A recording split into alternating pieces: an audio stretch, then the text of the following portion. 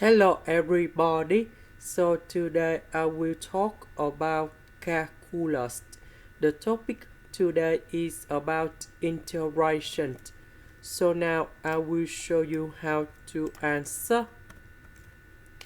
About this one, I can put into e to the power of 5s to the power of 2.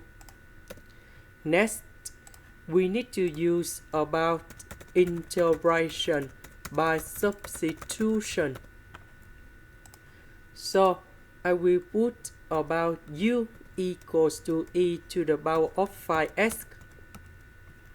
Later that, we need to do first the derivative for the both sides.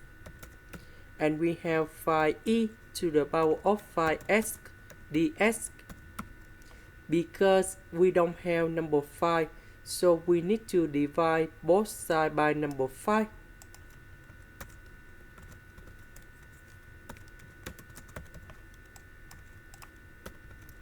So this one we change by u.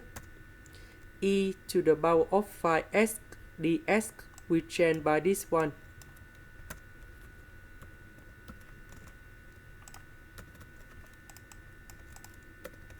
The integration of this one, we have arc side of u, and I will put about c.